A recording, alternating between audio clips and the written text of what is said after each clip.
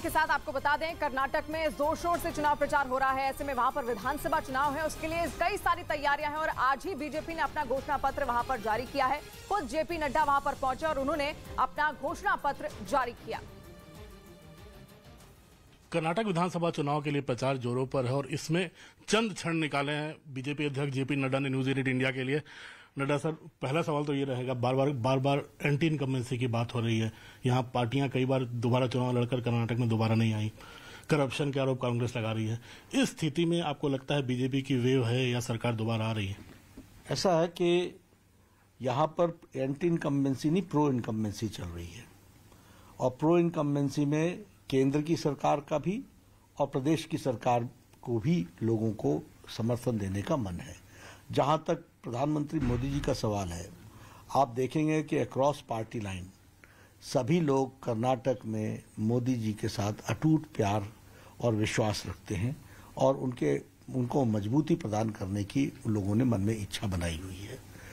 जहां तक प्रदेश सरकार का सवाल है, उन्होंने मोदी जी के आशीर्वाद से जो कुछ भी पॉलिसीज केंद्र ने लाई उसको जमीन पर अक्षरशः उतारा है और साथ ही साथ अगर इंफ्रास्ट्रक्चर में, रेलवेज में, रोड्स में, हाईवेज में, कनेक्टिविटी में, एजुकेशन में, स्वास्थ्य में अगर केंद्र ने कर्नाटक को आशीर्वाद दिया, भरपूर आशीर्वाद दिया, तो उसको धरती पर कर्नाटक की सरकार ने लगाया भी और साथ ही साथ गांव, गरीब, वंचित, पीड़ित, शोषित को एम्पावर भी किया है।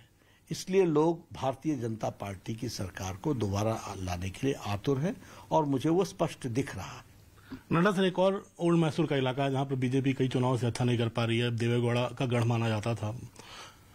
क्या इस बार फिर से आपको लगता है उनकी पार्टी किंग मेकर बन के फिर रोल प्ले करेगी, यहाँ अस्थिरता लाएगी? ऐसा है कि भारतीय जनता पार्टी के बड़े होने तक में कई गढ़ स्थान पर थे, सारे गढ़ हमने ढाए हैं।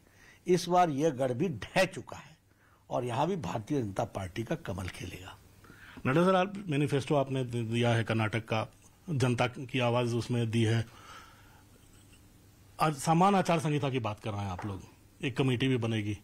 क्या हर राज्य में जहां चुनाव हो रहा है आपको यूसीसी की जरूरत कैसे क्यों पड़ रही है? लोग आरोप लग रहा है कि हिंदुत्व की बात कर रहे हैं आप लोग ज्यादा। यूसीसी की जरूरत नहीं है। हमारे संविधान निर्माताओं ने बहुत विचार करके यूनिफॉर्म सिविल कोड को आगे बढ़ाने की बात कही है और जो हम विकास के काम करते हैं वो सब पर ठीक ढंग से पहुंचे और समाज में सामाजिक समरसता के साथ सब लोग बढ़ें। इसके लिए आवश्यक है कि यूनिफॉर्म सिविल कोड हो और यूनिफॉर्म सिविल कोड सिर्फ एक नारा नहीं है। इसलिए हाई पावर्ड कमेटी बैठाकर इसकी सारी बारीकियों को वर्कआउट करके समाज में समरसता रखते हुए इस यूनिफॉर्म सिविल कोड को लगाने के लिए भारतीय जनता पार्टी का ये सुनिश्चित मत है जिसको हम पूरा कर रहे हैं। नड्डा सर, काफी ऐलान किया आपने, जो मोदी प्रधानमंत्री जी भी कहते हैं कि हम लोग रेवड़ी नहीं बांटते, हम गरीब तक लास्ट माइल डिलीवरी करेंगे। लेकिन आज मैनिफेस्टो में लग रहा है आरोप कि बहुत सारी रेवड़ियां बांटी गई हैं, सब दूध मुफ्त का देंगे, फला मुफ्त का देंगे, स्टार्टर्स में भी पैसे देंगे। तो हर किसी में आपको लग रहा है इस बार मैनिफेस्टो में रेवड़ियां ज्यादा है? देखिए, हमने कोई रेवड़ी नहीं बांटी और रेवड़ी बांटने का मतलब ये होता है कि आप मुफ्त में किसी को कोई चीज देकर के खुश करना चाहते हैं। हम सशक्तिकरण करते हैं, हम उनको एम्पावर करते हैं। हम किसको दे रहे हैं? अगर हम आयुष्मान भारत की बात करते हैं तो गांव जो गरीब व्यक्ति, रेडी वाला, फेड़ी वाला, रिक्शा वाला, ठेला वाला, लिफ्ट मैन, बस का ड्राइवर, बस का क्लीनर, बाल काटने वाला, कूड़ेदान से प्लास्टिक इकट्ठे करने वाला, ऐसे लोगों को गंभीर बीमारी से लड़ने के लिए हम 5 लाख रुपए का मोदी जी के आशीर्वाद से उनको हम हेल्थ कवर देते हैं। ये कौन लोग हैं जो कभी हार्ट के इलाज के लिए कभी अस्पताल जाते ही नहीं है? ये कौन लोग हैं जिनके घर में अगर कैंसर आ जाए तो जमीन बिक जाए, मकान बिक जाए, वो कभी सोच ही नहीं सकते हैं कि वो इलाज करा सके? ऐसे लोगों को हम सशक्तिकरण देते हैं। आपने दूध की बात की, किसको हम दूध दे रहे हैं? बीपीएल परिवार को। बीपीएल परिवार कौन है? जहां मां अपने बच्चों को दूध से वंचित रखती है, उनको दे नहीं पाती है। ऐसे लोगों को देना एम्पावरमेंट होता है।